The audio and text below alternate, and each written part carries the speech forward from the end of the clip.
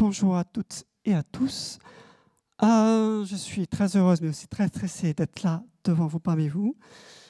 Donc, comme présenté, je suis développeuse gameplay depuis maintenant très longtemps, parce que j'ai commencé à travailler en 2005. Ça pique. Et pendant ma longue carrière, parce que oui, ça fait une longue carrière, j'ai fait beaucoup d'erreurs. Mais ces erreurs n'étaient pas vaines, puisque j'en ai tiré des leçons. Et à force, j'en ai même tiré des règles que je me suis limite gravées dans le marbre, que je me suis efforcé d'appliquer par la suite pour justement ne jamais reproduire ces mêmes erreurs. J'en ai 4 principales, c'est un peu mes 4 piliers. Et je vous en ai rajouté 4 autres qui sont aussi tout aussi utiles et intéressantes. Ça ne marche pas? C'est pas grave. Alors, ma petite autopromotion, ma slide de la fierté. Voici les principaux projets sur lesquels j'ai travaillé. Il y en a eu d'autres avant, mais qui sont moins intéressants ou pas sortis. En tout cas, ceux-là, surtout, c'est les jeux sur lesquels j'ai développé l'IA. Donc, effectivement, les comportements des NPC, parce qu'il ne faut pas me parler d'IA générative. Oubliez. Moi, je travaille principalement sur les comportements des NPC. Donc, d'abord, Cyanide, les 2 sticks, qui étaient des jeux d'infiltration. J'en ai acquis beaucoup de leçons aussi, parce que j'ai fait des erreurs. Sur Styx 2, quand à la fin de Styx 1, j'ai fait « Ok, je sais comment je ferai Styx 2 ». J'ai fait Styx 2, j'ai fait « Ok, je sais comment je ferai Styx 3 ». Je n'ai pas eu l'occasion de faire Styx 3. J'ai fait World of Cyanide, qui était beaucoup plus simple en fait en gameplay, mais je suis parti pendant la prod pour bosser à Dontnod, où j'étais amené à travailler sur Tell et récemment, récemment, il est sorti l'an dernier déjà, donc Banishers. Et encore une fois, tous ces projets-là, même si j'avais appliqué des erreurs, d'autres sont arrivés, d'autres règles se sont rajoutées. Alors, première règle, une des plus importantes, s'il vous plaît, faites attention, pas de duplication de données. Ça peut paraître évident comme ça, comme règle, mais on fait rapidement l'erreur. Ça peut être simplement se retrouver à un moment donné avec 2 variables qui ont peu ou prou le même rôle. Vous allez vous prendre les pieds dedans, vous allez vous marcher dessus parce qu'il sera impossible, quasiment impossible, qu'à un moment donné, vous parveniez à synchroniser parfaitement vos variables. Ou elles seront synchronisées, mais trop tard, et vous allez accéder à une mauvaise valeur. Donc, pour faire simple, si jamais une variable peut se déduire d'une autre, c'est que vous en avez une en trop. Mais il ne s'agit pas que de variables, parce que évidemment qu'il y a des moments où ça sera nécessaire. Si une donnée peut être longue à récupérer, que ce soit dans une base de données ou via le réseau, évidemment qu'il vous faudra déjà copier la valeur pour travailler avec. Ça, c'est normal. Mais s'il s'agit de votre code, de vos variables à vous, non. Virez ce qu'il y a en trop. Tout aussi simple que ça. La règle peut aussi s'appliquer aux emplacements. J'avais un ami qui m'avait dit je récupère des bases de données qui sont horribles parce que plusieurs informations se retrouvent dans plusieurs tables. Ça n'a aucun sens. De la même manière, faites attention à votre architecture de données afin que vos données ne soient réellement qu'à un seul emplacement. Donc oui, encore une fois, c'est bateau. On se dit, mais évidemment qu'on ne ferait pas ça. Si, on peut être amené à... Ou des fois, c'est simplement parce que l'évolution du code fait qu'à un moment donné, c'était pertinent d'avoir 2 variables similaires parce qu'elles ne représentaient pas forcément la même notion ou qu'il y en a une qui était smoothée pour les joueurs. Enfin, j'en sais rien. C'est arrivé. Donc, allez-y, faites le tri. N'hésitez pas à faire le tri. Règle numéro 2, pas de duplication de code. Encore une règle bateau. Pareil, ça paraît évident. Évidemment qu'on ne va pas récupérer et dupliquer du code. Mais pourtant, c'est tellement simple. C'est tellement plus facile de faire un copier-coller. Donc, à éviter à tout prix, parce que de la même manière, vous ne parviendrez pas à synchroniser les différents codes. Si vous avez une rectification quelque part, si vous voulez corriger un bug, à un moment donné, vous allez oublier de le corriger à un autre endroit. C'est évident. Factoriser au maximum, ça je vais y revenir de toute manière plus tard. C'est long, c'est plus chiant, parce que vous allez vous retrouver à devoir enrichir vos fonctions, rajouter des paramètres, changer tous les appels. C'est chiant, je sais. Mais votre vous du futur vous remerciera. Donc factoriser au maximum. Et attention, c'est aussi valable en Blueprints. Si vous utilisez Unreal ou d'autres moteurs avec, par exemple, la programmation nodale, c'est extrêmement facile de copier un blueprint complet. Ne faites pas ça. Vous pouvez reparenter, vous pouvez faire des fonctions dans la classe parent, dans le blueprint parent, factoriser au maximum vos blueprints, parce que ça sera encore plus compliqué à corriger, à amener vos modifications, à reporter vos modifications, parce que vous allez oublier souvent que vous avez fait du copier-coller dans des blueprints qui ne sont plus utilisés ou jamais, j'en sais rien, mais ça s'applique parfaitement au blueprint. Beaucoup de mes règles s'appliquent au blueprint. Hein, je vous connais, les GDLD, je lis vos blueprints, je pleure, je sors le fusil. Donc, faites très attention. Alors, attention aussi, oui, des fois, on n'a pas le choix. Enfin, on n'a pas le choix. J'ai un exemple. Quand on développe des interfaces du menu, dans certains jeux de simulation, de management, avec beaucoup de pages, on peut être amené à copier-coller les pages de menu. Oui, on le fait, tout le monde le fait, mais moi, je le fais. Attention quand même, c'est pas forcément... Je sais que c'est plus facile, mais si vous pouvez factoriser, faites des widgets plutôt que dupliquer vos pages de menu. C'est mieux. Pareil, vous vous remercierez plus tard. C'est plus long, c'est plus chiant, mais ce sera plus simple. Donc, oui, finalement, factoriser, décomposer son code au maximum pour avoir le minimum de... Enfin, de toute façon, ça va se reporter à la règle numéro 6, vous verrez. Plus vous faites du code simple, enfin petit, des fonctions petites, plus vous pourrez les réutiliser. Oui, vos fonctions seront plus génériques, seront plus compliquées à mettre en œuvre, auront plus de paramètres, mais ça sera beaucoup plus sympa par la suite. Règle numéro 3, l'importance de la sémantique. Cette règle-là, je l'ai acquise assez récemment, finalement. Parce que j'ai mis du temps avant d'aboutir à une architecture pour mes IA qui était satisfaisante. J'ai mis des années avant d'aboutir à cette archi. Je vais réimplémenter souvent, et à chaque fois que je la réimplémenter, je vais rectifier des noms. Mes noms de fonctions, mes noms de variables, mes noms de classes, de types, beaucoup d'identifiants. Parce qu'à chaque fois que j'utilisais, j'estimais que le nom n'était pas assez pertinent ou qu'il n'était pas assez clair. Et j'ai passé finalement beaucoup de temps à reposer, simplement à reposer sur, OK, qu'est-ce que ça veut dire? Qu'est-ce que ça signifie? Est-ce que le nom est clair? Est-ce qu'on comprend ce que ça fait? Donc, j'ai réalisé, au bout de presque 15 ans, que oui, le nom qu'on choisit de nos identifiants est aussi important que le code. Ce qui est assez cocasse, parce qu'en tant que développeur et développeuse, le code fonctionnera à partir du moment où vous avez la bonne structure de données et vous avez le bon algorithme. Les noms, le compilateur, il s'en fout. Les noms, c'est pour vous et pour les autres personnes qui vont travailler avec vous. Si vous revenez derrière sur votre code ou si des gens utilisent votre code, pour comprendre le code, il faut passer du temps sur la sémantique. Donc, chaque nom d'identifiant doit refléter son usage.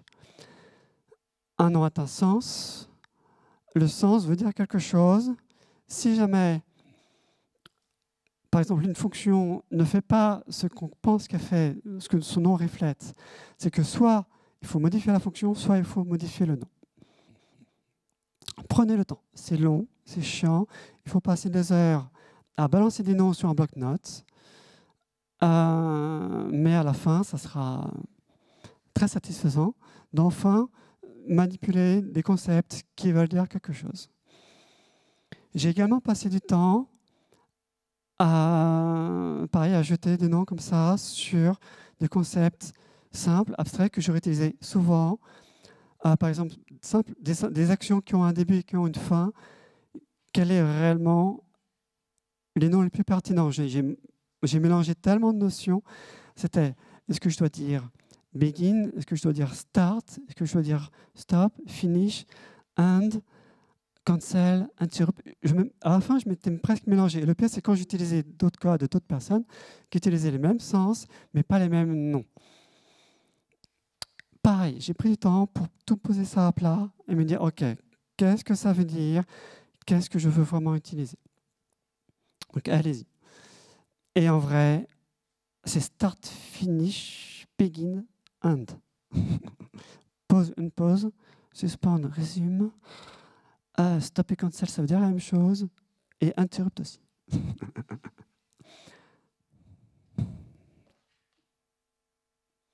Règle numéro 4, mon quatrième pilier, ma quatrième règle ultra importante. Et je me rends compte que j'ai l'impression que ma conférence va très vite, mais c'est pas grave. Respecter la symétrie du code latent. Alors, qu'est-ce que ça veut dire? J'ai mis du temps avant de trouver ce nom parce que c'était un concept assez flou. Qu'est-ce que j'entends par code latent? C'est un code qui se lance en arrière-plan, finalement. Mais plus que ça, c'est un code qui s'utilise en deux temps, qu'on active et qu'on termine. Ça peut être simplement ouvrir et fermer un fichier. Ça peut être allouer, désallouer un espace mémoire. Ça peut être créer, détruire. Qu'est-ce que je vais trouver d'autre? Ouvrir, fermer, non, ça je dis. Enfin voilà, tous ces concepts-là. Donc des systèmes qui sont sur la longueur, qui doivent se lancer et se terminer. Il faut absolument respecter ces deux appels en deux temps. Première chose, première règle, il faut absolument que le système qui gère ces deux appels soit le même. Il faut... qu'est-ce que j'ai mis? C'est à la responsabilité du même code de gérer les deux appels. Il ne faut pas que ce soit votre système qui ouvre un fichier et un autre système qui le ferme. Ça n'a strictement aucun sens et vous ne savez pas exactement si ça sera correctement fermé. Oui, mais vous allez me dire, pour les allocations, mémoire, le garbage collector, c'est son taf. C'est mal. Oui, c'est son taf. Oui, ça simplifie la vie. Mais ça va vous amener à coder de manière non rigoureuse. C'est pour ça que j'adore d'ailleurs le C, le C++, parce qu'on a l'obligation de coder de manière rigoureuse, que sinon, on crée des bugs, on crée des fuites mémoire, c'est la merde. Donc, faites en sorte toujours que ce soit le même système, le même code qui soit responsable des appels en deux temps de votre code latent. Et également, chaque appel ne doit se trouver qu'en un seul endroit. Qu'est-ce que ça veut dire? Ça veut dire que votre premier appel d'entrée, donc création d'objet par exemple, se doit se trouver à un seul endroit. Et pareil pour cette instruction. Vous ne pouvez pas avoir plusieurs sorties de votre système qui vont chacun détruire l'objet. Non, c'est dangereux de faire comme ça, parce que si vous avez plusieurs façons de qu'il un objet, peut-être qu'il y aura une que vous aurez oubliée. Donc faites en sorte que votre code chemine vers un seul endroit qui va correctement terminer le code latent. Je me souviens d'un prof qui était encore plus rigoureux que ça, qui exigeait que chaque fonction n'ait qu'un seul return. C'est allé à l'extrême. mais je comprends ce qu'il disait. Alors, je ne fais pas comme ça. Parce que là, quand même, c'est chiant. Ça vous oblige à avoir énormément d'applications dans la fonction, ce qui est lisible. Donc, moi, je te l'ai parfaitement toutes les conditions de sortie initiales dans les fonctions. Mais je comprends ce qu'il voulait dire. Comme ça, vous briquez qu'à un seul endroit, sur le return, et c'est propre. Mais bon, là, c'est vraiment à l'extrême. Donc, chaque appel, donc, que ce soit l'ouverture et la fermeture, doit se trouver qu'à un seul endroit.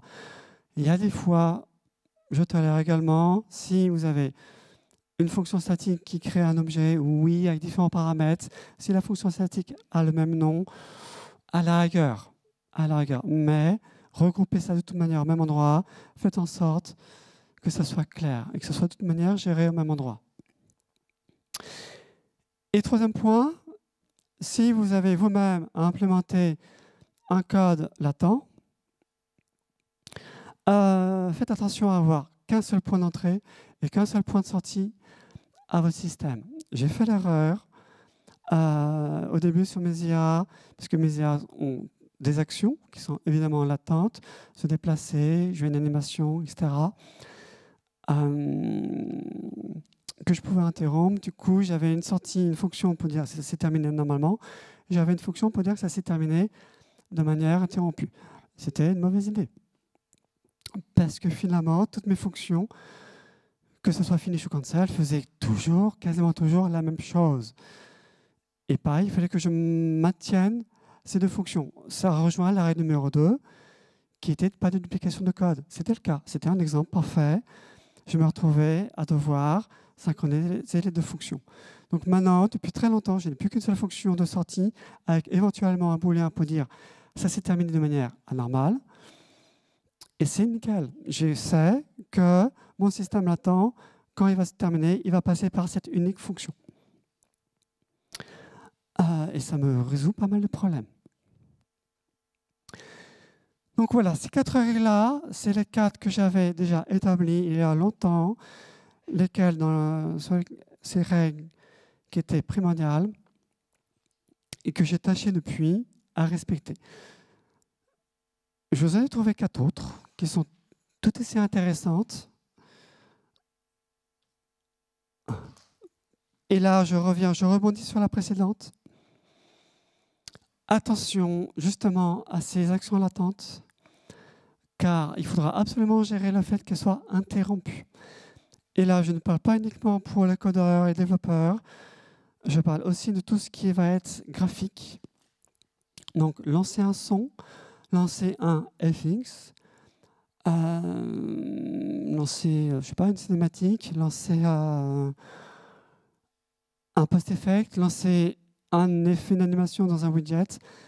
Pensez absolument que toute action qui n'est pas instantanée peut être interrompue et doit gérer le fait qu'elle soit interrompue. Une bonne quantité de bugs que j'ai eu à corriger, c'était en réalité ce problème-là. Mais personnes qui disparaissent, parce qu'on aurait dû interrompre le fait qu'ils disparaissent.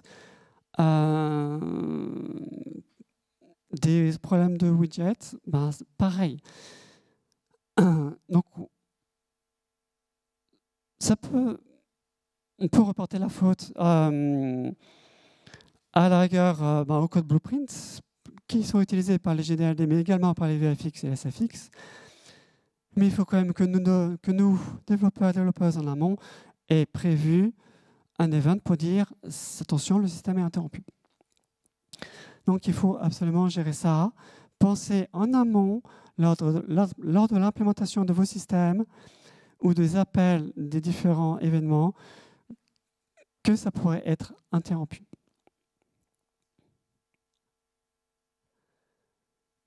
Règle numéro 6, décomposer son code.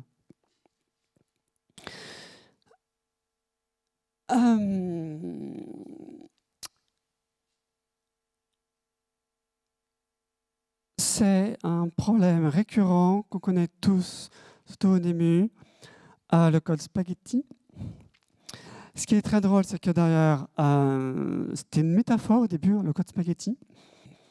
Puis c'est devenu une réalité avec le blueprint. Donc encore une fois, je connais. J'ai plein de règles aussi. Enfin, je pourrais faire une master sur comment bien coder un blueprint. Mais c'est valable également pour le code, hein, évidemment. À force de coder, j'ai pris du temps, j'ai changé un peu ma philosophie et j'ai très rapidement appris qu'il faut décomposer au maximum son code. Alors encore une fois, oui, c'est bien plus long de faire comme ça. Mais si on veut réduire les attracations, ça permettra obligatoirement d'éviter de réduire les risques de bugs. Si vos codes sont indépendants les uns des autres, si vous décomposez en modules de code indépendants, vous pourrez vous concentrer sur le fonctionnement de chaque partie qui ne sera pas parasité par les autres. Et vous vous assurerez que chacune de vos parties soit solide. Donc, ça évitera les effets de bord, évidemment, mais ça vous permettra également de débugger plus facilement car vous saurez où se trouve votre bug et où est le problème. Je n'ai eu de cesse, effectivement, de décomposer. Maintenant, mes IA, toutes les actions des IA, c'est les briques. C'est les briques que j'enchaîne, qui lancent d'autres systèmes, d'autres sous-briques, qui répondent à mon architecture de tâches, donc avec un début, une fin, gérer l'interruption, gérer la pause, tout ça.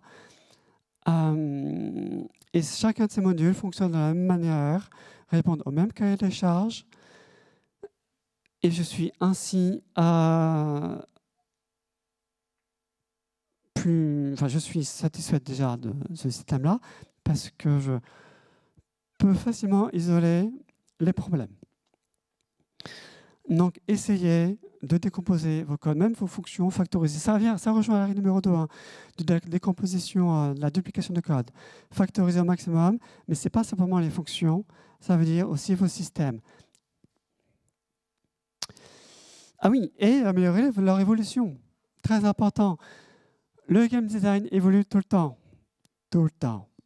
jusqu'à la fin. Il n'est jamais figé. D'ailleurs, c'est pour ça que moi, j'essaie toujours de créer avant des outils pour pouvoir implémenter le design, quitte à prendre plus de temps sur les outils, parce qu'évidemment, développer de cette fonction-là prend plus de temps que d'implémenter directement le design tel qu'il a été décidé. Mais, de par mon expérience, on s'en sort bien mieux. Donc, parce que justement, c'est plus facile de faire évoluer des modules isolés que de devoir tout refaire. Et tout refaire, ça veut également dire laisser traîner du code mort qui n'a plus lieu d'être ou qui est tellement tricky qu'on n'ose plus toucher. Enfin voilà. Donc, croyez-moi, de par mon expérience, essayez de décomposer au maximum.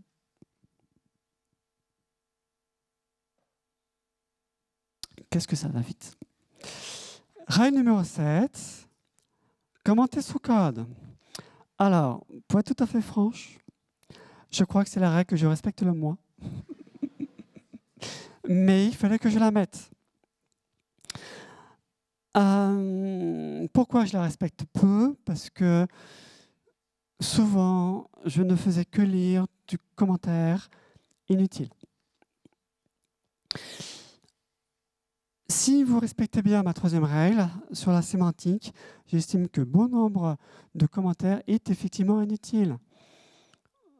Donc je suis pour épurer au maximum les commentaires parce que finalement, si vous avez des noms pertinents, si votre code est simple, simplement le lisant,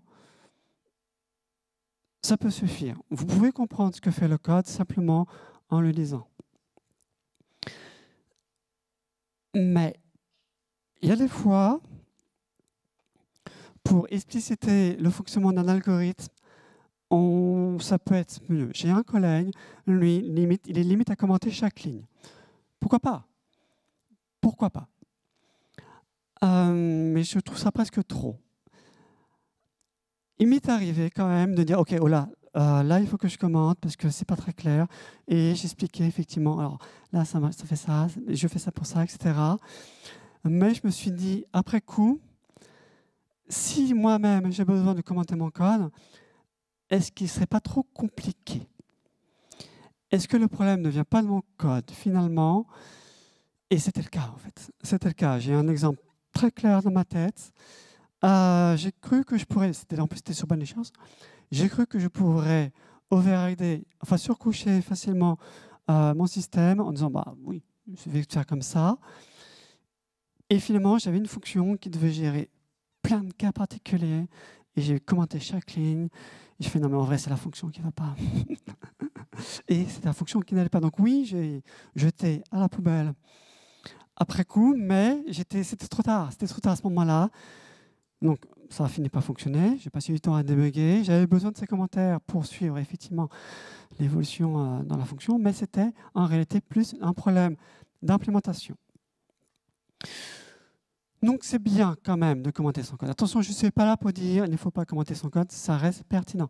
Même pour vous, même pour votre vous du futur qui reprendra votre code plus tard, ou pour vos collègues qui vont reprendre votre code, c'est quand même mieux. Donc allez-y, mais pas trop, parce que à la fin. Par contre, il y a un cas où le commentaire est ultra important. C'est quand on se retrouve à devoir faire une modification particulière qui, de premier abord, n'a pas de sens, mais qui permettra de faire fonctionner votre code. Des fois, c'est à cause du système que vous utilisez. Le moteur de jeu, des fois, a ses particularités qui demandent de faire un truc, ou de changer l'ordre de ligne, ou dire, OK, il faut que j'appelle ça avant le super parce que derrière le moteur, il fait ça. Donc là, oui, c'est important d'expliquer pourquoi j'ai fait cette modification à ce moment de la production. C'est important pour vous aussi, et également pour les autres. Et des fois, je me suis retrouvé face à mes propres modifications, et je n'avais pas mis de commentaires, et je me suis haï en me disant, mais pourquoi j'avais fait ça? Je ne sais plus. Je sais que c'était pertinent. Donc là, ouais, là, clairement, quand c'est un truc tricky, gardez une trace. Gardez une trace. Le commentaire que vous mettez dans votre commit, parfois ne sera pas suffisant. N'hésitez pas. Eh bien, on attaque déjà la dernière règle. C'est fou, ça. Je ne sais même pas combien de temps j'ai commencé. La dernière règle, mais pas la moindre. Le debug, l'importance du debug. Ça, pareil, c'est tout au long de mon expérience, même encore récemment, je réalise que j'ai toujours sous-estimé le debug. Donc, toutes les informations que je peux mettre et que je dois mettre à disposition des gens avec qui je travaille, que ce soit GD, LD, QA, qui eux n'ont pas un Visual Studio sous la main. Il est important d'y penser, même en amont finalement, mais surtout dans votre planning, parce que coder le debug prend du temps, voire autant de temps que le reste de l'implémentation de votre code. Donc pourquoi c'est important? Il y a 3 petits points. Donc oui, ça va permettre, quand on lance le jeu, de suivre, de visualiser votre système. Donc ces réglages, donc les valeurs que vous avez mis, et les informations en temps réel. Exactement, qu'est-ce qu'il fait? Quelles sont les valeurs, que ce soit simplement des distances ou des vitesses, ou j'en sais rien, plein. De toute manière, il faut rendre accessible in-game le maximum d'informations qui soient utiles pour comprendre ce qui se passe à l'écran. Alors, je vais revenir après ça, sur le log. Le debug permet également, effectivement, en voyant ces informations, de s'assurer que votre code fonctionne. Parce que des fois, on croit qu'il fonctionne, mais en vrai, les valeurs qui sortent sont bizarres, ou il met juste des informations qui disent attention, là, il y a une erreur. Oui, mais ça a l'air de marcher. Non, non, même si ça a l'air de marcher, il peut y avoir des soucis. Donc, ça permet de suivre, effectivement, que tout se passe bien. Et surtout, évidemment, le debug que vous que vous ajoutez à votre système peut indiquer pourquoi, peut donner la raison pourquoi ça ne fonctionne pas. J'ai réalisé également que si vous, en tant que dev, pour corriger un bug, ou du moins pour comprendre un bug, vous vous trouvez à devoir breaker dans votre code, c'est probablement qu'il manque l'information à votre debug. Parce que vous-même, vous ne devriez pas avoir à mettre le jeu en pause, à explorer le code ligne par ligne, à voir les valeurs, c'est qu'il manque quelque chose à votre debug. Donc si vous avez besoin de breaker, rajoutez, enrichissez votre debug. Puis comme ça, au moins, derrière, le QA pourra avoir plus d'informations. Et vous n'aurez pas, vous, à prendre du temps pour comprendre ce qui se passe. Donc voilà, si vous breakez, rajoutez un truc. C'est que vous avez oublié un truc. Mais évidemment, ce debug doit être pertinent, il doit être clair, il doit être efficace. Le premier debug que l'on offre, c'est évidemment le log. Mais combien de fois je me suis retrouvé avec un log inutile parce que il floudait de tellement d'informations que c'était atroce à s'y retrouver. Surtout pour moi, qui développe les IA et qui a donc plusieurs IA qui tournent derrière, trop d'informations. Le log, c'est pourtant le premier outil, mais c'est finalement celui qu'on délaisse parce qu'on en met trop. C'est celui qui devient le plus rapidement inutile et indigeste parce qu'on en met trop. Ça a été énormément, très souvent, c'était un sujet de discussion entre développeurs pour dire « Ok, le log, il faut qu'on fasse quelque chose. » Et en vrai, on n'a jamais trouvé de solution pertinente parce que c'est un problème récurrent. Que faire? Il faut des guidelines pour dire il ne faut pas trop en mettre, mais il faut que ce soit pertinent, il faut qu'on puisse en retrouver. Et quand je vois qu'encore récemment, des utilisateurs se plaignent en disant « Ok, la fenêtre là, qui s'affiche dans l'écran, ça floue, il y a un trou, je voudrais l'enlever. » Non, logiquement, si elle est là, c'est qu'elle sert, c'est qu'elle donne les informations. Il faut prendre en compte si elle a fait des erreurs, c'est qu'il faut corriger ces erreurs. Donc à partir du moment où on nous demande de virer cette fenêtre, c'est qu'il y a un problème. Donc le log, c'est le premier outil, mais c'est chiant. Donc si quelqu'un a une solution, je suis preneuse. Donc voilà, c'est ça. Il faut que le debug soit pertinent pour qu'il soit utilisable. Il ne faut pas qu'il y ait trop d'informations. Évidemment, il faut qu'il soit clair. Et il faut qu'on puisse trouver efficacement les réponses à nos questions quand on est face à un problème.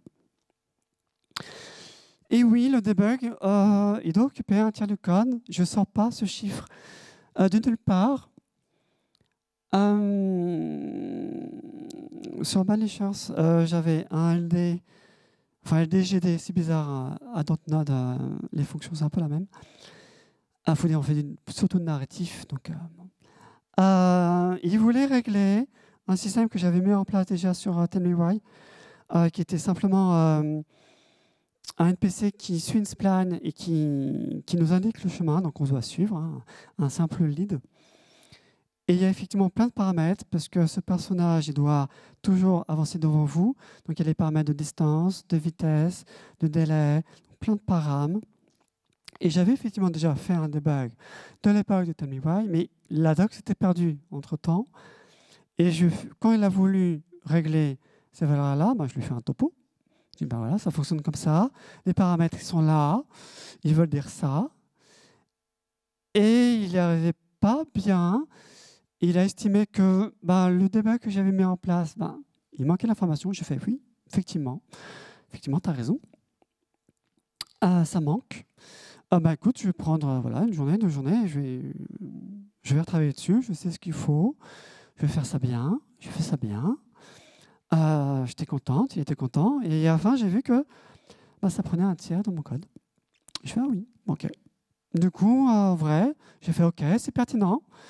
Ça ne me semble pas déconnant qu'en fin de compte, les debugs, ça va prendre un tiers du code. Donc, du coup, à partir de là, je trouve que c'est un bon ratio. Donc, essayez. N'hésitez pas. Balancez en plein. Attention, il faut que ça reste clair et pertinent. Mais Prenez votre temps, vous avez des outils, enfin, ça dépend évidemment des moteurs, mais faites du debug en 3D dans la map, faites du debug en 2D qui s'affiche, faites ça clair, efficace, prenez le temps, rajoutez-le dans vos plannings, parce que s'il faut dégager du temps pour le debug, mais c'est très important.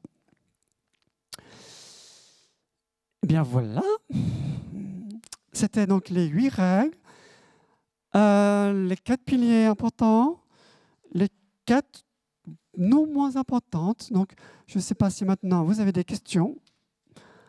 Allez-y.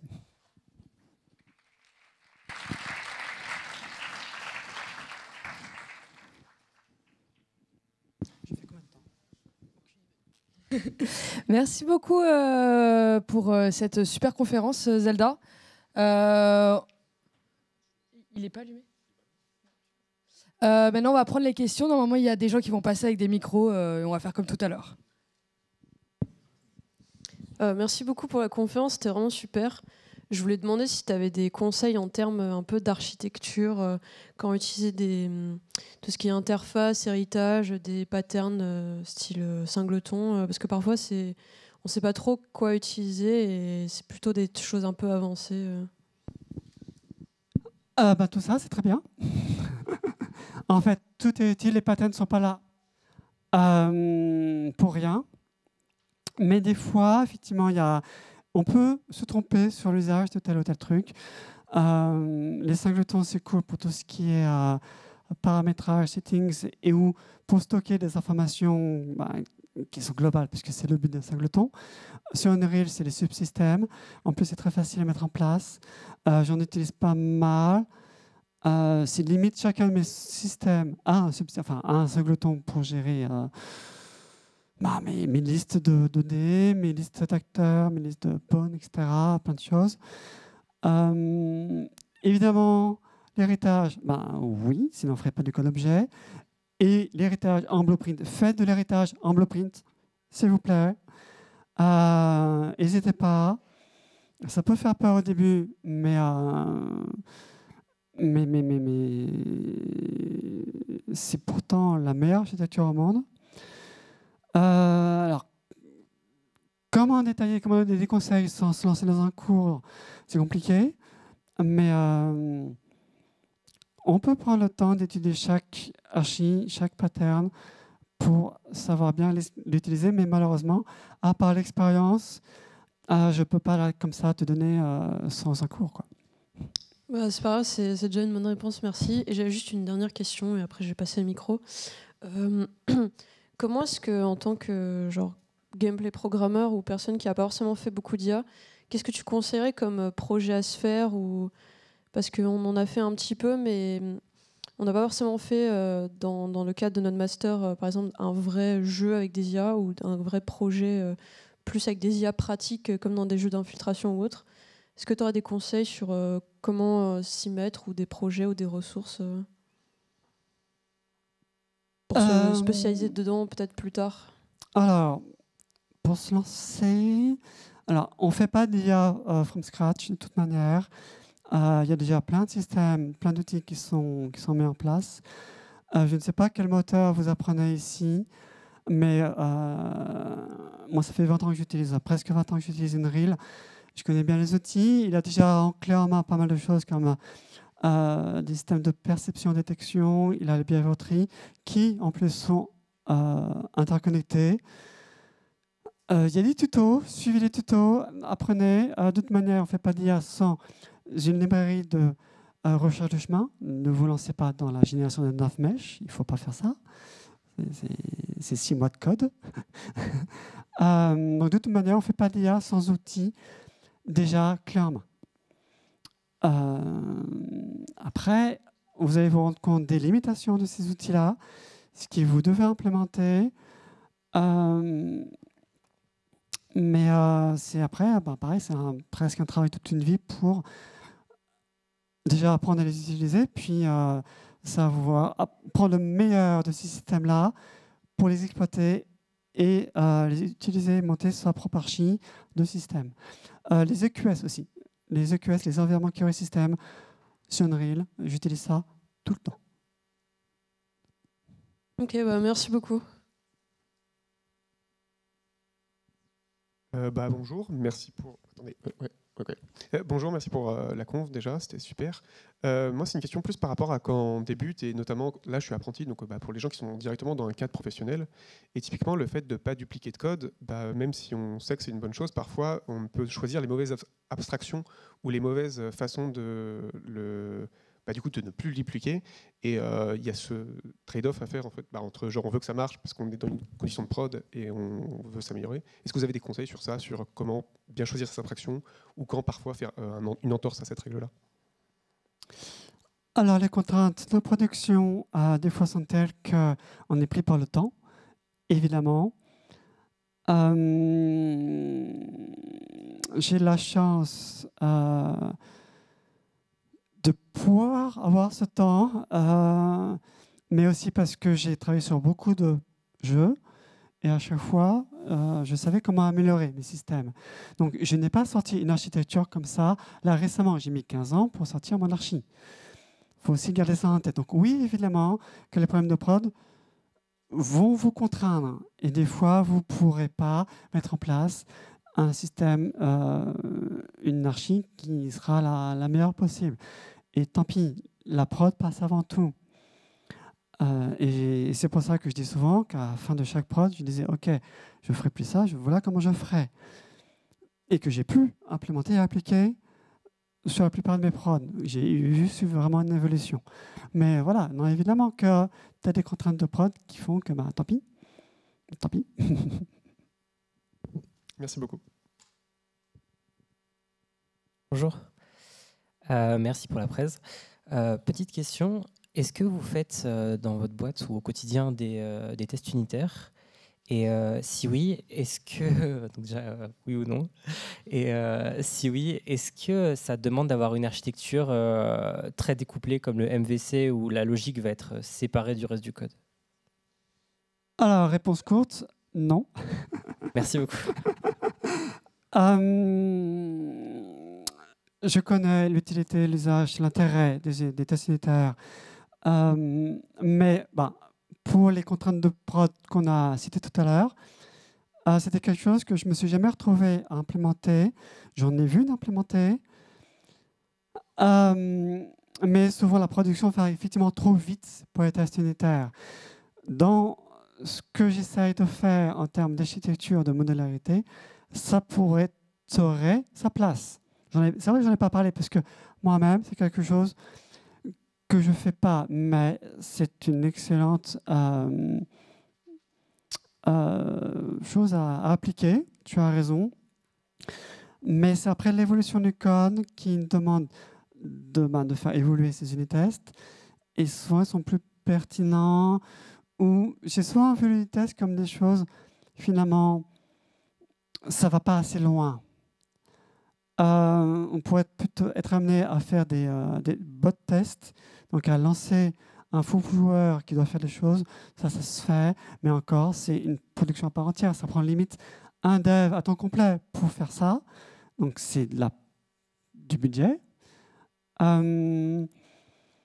Et souvent, je me suis rendu compte que, oui,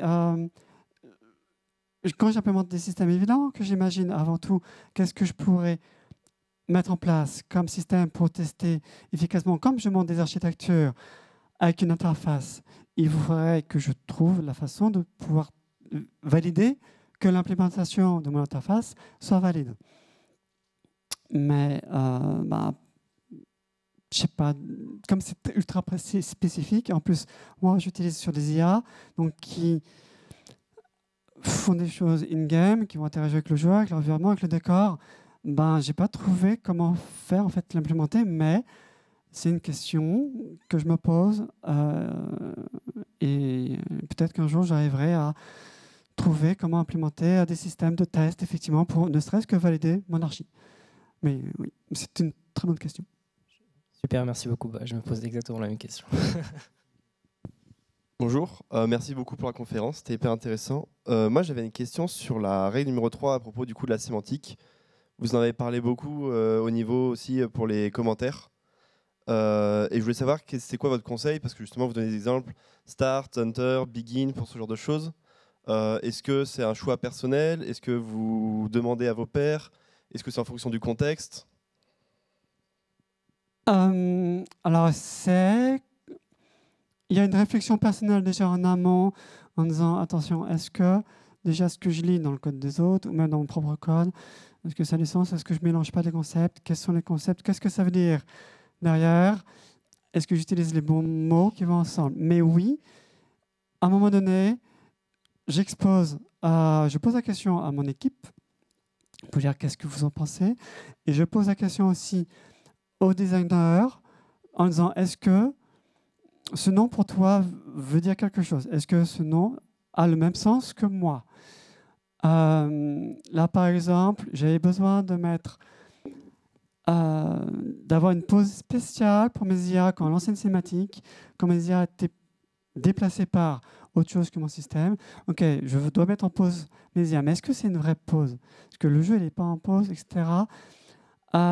Et j'ai passé beaucoup de temps à retrouver le sens pour finalement dire non, mais attends, là, en fait, l'IA est en arrière-plan. Donc, j'ai utilisé le sens background, foreground, comme on peut avoir pour les process d'Unix. Et j'ai posé la question au designer, est-ce que le sens de background, foreground, ça veut dire quelque chose pour vous? Et donc, j'ai quand même validé mes concepts, enfin, ma sémantique. Oui, je passe du temps pour la trouver, mais il faudrait quand même qu'elle soit comprise. Donc oui, je la soumets. Bonjour. Déjà, merci pour la conférence, c'est intéressant. Et ensuite, juste j'ai une petite question rapide pour rebondir sur ce que vous venez de dire par rapport aux conventions de codage. À quel point c'est mis en place tôt chez vous? Et ensuite, deuxième petite question sur à quel point on est obligé de downgrade les vraies capacités des IA pour que ça rentre dans les performances d'un jeu. Genre, est-ce que c'est une contrainte qui arrive vraiment souvent, ou est-ce que souvent vous arrivez à faire ce que vous voulez? Alors d'abord sur comment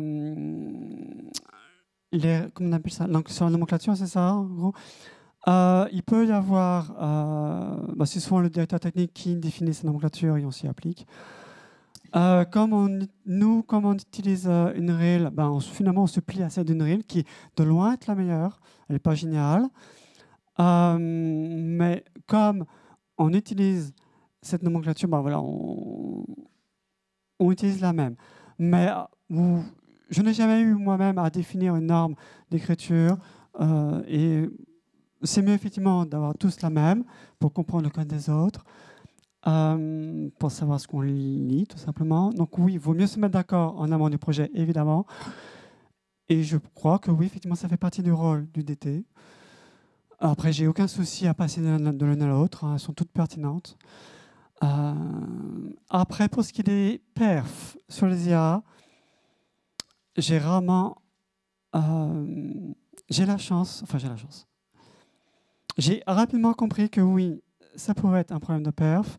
Et c'est pour ça que très rapidement, dans l'implémentation de mes IA, j'ai tout passé en asynchrone. Je ne fais quasiment rien au tic. Aussi, il y a du tic, il est dégressif à la distance pour que mes IA, finalement, prennent le moins de pros possible.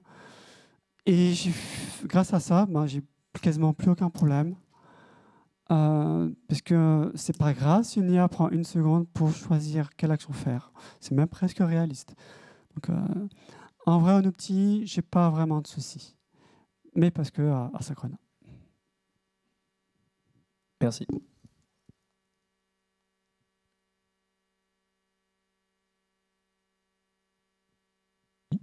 Bonjour, merci pour la conférence.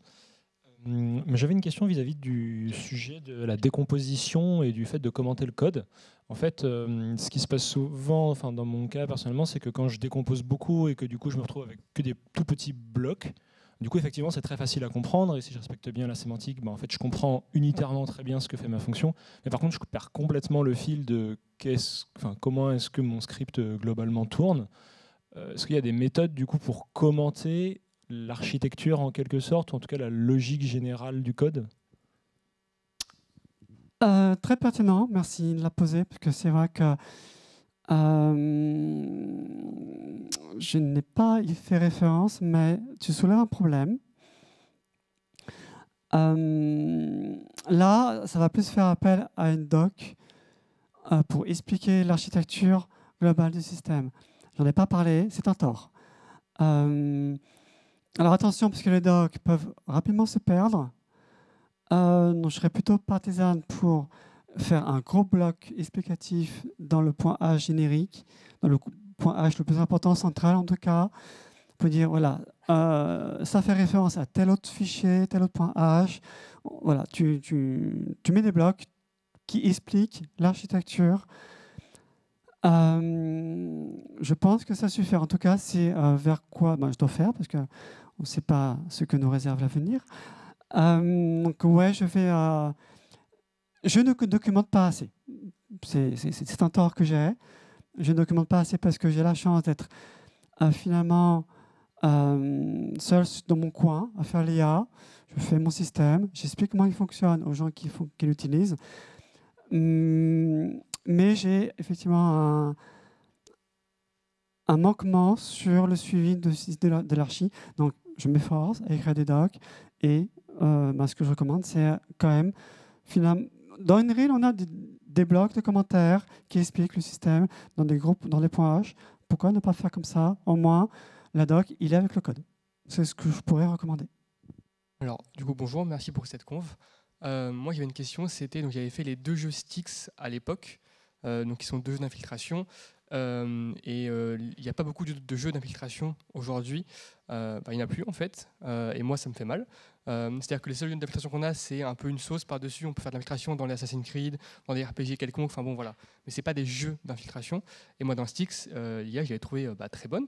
Et ma question c'est pourquoi en fait il n'y a plus de jeux d'infiltration, si vous avez la réponse, mais pourquoi il n'y a plus d'IA comme ça aussi exigeante? Est-ce que c'est parce qu'on peut plus, enfin est-ce qu'il y a peut-être un palier pour l'IA, du coup on fait plus de jeux d'infiltration à cause de ça? Enfin voilà, c'était plus une question par rapport à ça. Déjà, merci d'aimer les jeux d'infiltration. Parce qu'un de mes grands regrets quand je suis parti de Cyanide, c'est que je ne pourrais pas bosser sur Styx 3. Parce que j'adore ça. Parce que c'est effectivement ma plus grande satisfaction, ce sont ces IA-là. Pourquoi? Il y a plusieurs problématiques. Les jeux se veulent de plus en plus réalistes, finalement, ou du moins, les joueurs sont de plus en plus exigeants. Et les IA des jeux d'infiltration sont les plus complexes parce qu'ils doivent réagir aux joueurs et à ce que fait le joueur. Il y a n'importe quelle action de joueur. Et c'est dur parce que derrière, tu as quand même une boucle de gameplay. Donc, tu as un équilibre entre boucle de gameplay et IA réaliste qu'il faut maintenir, et c'est assez délicat. Pourquoi est-ce qu'on en fait moins? Déjà, les jeux d'infiltration me plaisent pas tant que ça, à ma grande déception. Donc, il y a un peu de tout. Et finalement, est-ce qu'il y a un palier? Alors, il n'y a pas un palier, mais il y a un gap en termes de réalisme d'IA, donc en termes d'IA, c'est-à-dire capacité à prendre des bonnes décisions. C'est assez facile de faire une IA basique, mais dès que tu veux faire une IA réellement pertinente, le gap est très haut et c'est beaucoup plus compliqué. Déjà, donc ça demande beaucoup plus de monde, alors que souvent les productions se contentent de l'IA minimaliste. C'est pour ça que finalement j'ai toujours été toute seule à bosser sur l'IA. Et après, un problème de prod. Parce qu'avoir une IA pertinente qui prend les bonnes décisions, il faut qu'on comprenne les décisions qu'elle prend. Donc il faut plus de dialogue, plus d'animation. Et tout ça, ça coûte cher. Donc le palier, il est moins tant sur le code que sur le budget.